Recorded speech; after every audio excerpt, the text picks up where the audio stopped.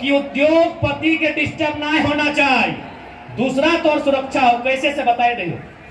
और साथ ही जितने पुलिस के कर्मी थोड़ा हिंदी में बात करते हैं, हो सके दो चार को ना समझे, सबको समझाना है हमको।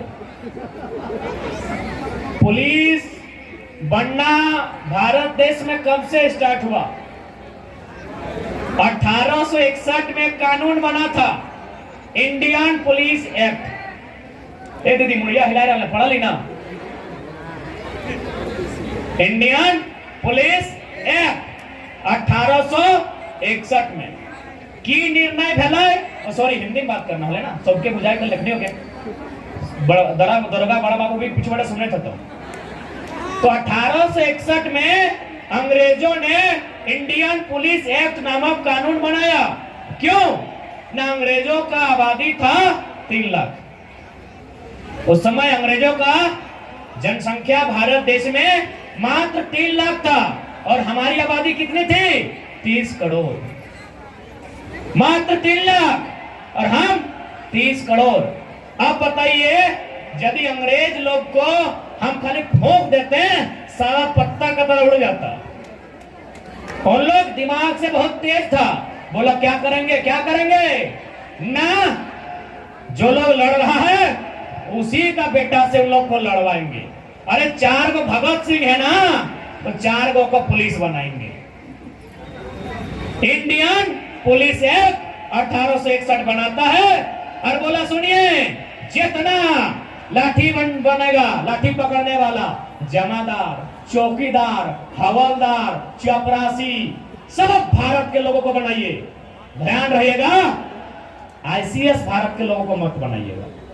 आईसीएस का माने आप जो आईएएस कहते हैं, जिसको आईपीएस कहते हैं, उसको आईसीएस कहा जाता था। कि जितना भी जमादार, हवलदार, हाफ पैंट वाला, उस समय हाफ पैंट चलता था, पूरा पैंट मिला है, यानी जितना भी है सबको पुलिस बनाइए। और क्या कीजिएगा? 2-4 पैसा दीजिए वेतन के नाम पे और एक भाई से दूसरे भाई को पिटाइए। आज यही हो रहा है भारत में, यही हो रहा है झारखंड में। आज जितने भी पुलिस कर्मीगण हैं, आप अभी आपके बदन में वर्दी है, शाम को जब घर चले जाइएगा, जब ड्यूटी ऑफ हो जाएगा और बदन में वर्दी नहीं, जब बदन में ये गंजी होगा और सोने के लिए बिस्तर पे जाइएगा, सोच के देखिएगा कि आपकी लाठी कई गो सीएमडी के खिलाफ चली है, आपकी लाठी कई गो जीएम के खिलाफ चली है, आपकी लाठी कई गो उद्योगपति के खिलाफ चली है। और आप याद कीजिएगा, आपकी सैकड़ों लाठी उमेश तिवारी जैसे गरीब असहाय पे चली है। बेचारा 200 दिन से धरना में बैठा है घाटों में। एक हेमंत सोरेन का दामाद आया, इसको उठा के फेंक दिया। इसको सीधा बोलेंगे वो किसके लिए पैसा कमा रहा है, पता करो, उसको बाजार में लेके चल जाओ। कोई मदद नहीं करेगा, कैसे करेगा? सबका बीवी बच्चा है, सबको डरा सहमा है, 2 पैसा कमा लेंगे, बच्चा को पढ़ाएंगे, कौन आएगा आगे? जिसको दर्द है उसी को आगे आना होगा। बताइए, एक भी पुलिस कांड का इतिहास बताइए जो पुलिसों की लाठी किसी कंपनी के खिलाफ चली है।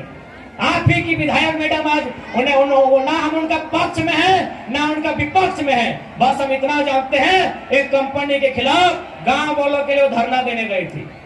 लाठी और गोली कहां चला? गांव वालों पर। क्या कंपनी पर चला था? किसी को याद है? यानी इस बात को आप देश के एक एक पुलिसकर्मी को, एक एक सीआरपीएफ बीएसएफ के जवान को समझना होगा कि आपका प्रयोग यदि देश के भीतर हो रहा है, अगर बॉर्डर में हो रहा है तो सलाम है आपको, क्योंकि बॉर्डर में आतंकवाद, बॉर्डर में बाहर के लोग, कोई पड़ोसी देश आक्रमण ना करे। लेकिन यदि आपका प्रयोग देश में हो रहा है, देश के भीतर हो रहा है, याद रखिएगा, केवल और केवल किसानों को, मजदूरों को, कामगारों को दबाने के लिए, उनको पीटने के लिए हो रहा है। एक भी इतिहास दिखाइए हमको। भोला से, रामगढ़ से लेके यहां कितना बार लोगों ने कंपनी के खिलाफ धरना दिया है, गांव वालों ने अधिकार मांगने गया है। क्या कभी किसी एक अधिकारी पर अपने आंख दिखाया हो। क्यों भाई?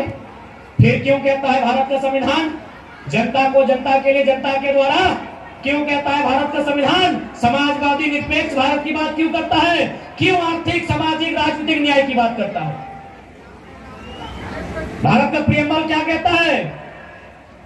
सभी के हाथ में गूगल है, आप पढ़े लिखे लोग हैं, गूगल कीजिए, भारत का प्रियम्बल साहब निकालिए। क्या कहता है? समानता की बात करता है, आर्थिक, राजनीतिक, सामाजिक और साथ ही साथ समाजवाद की बात करता है। समाजवाद का मतलब क्या? कि एक आदमी अरबपति नहीं 100 आदमी को करोड़पति बनाइए। क्या ऐसी व्यवस्था है?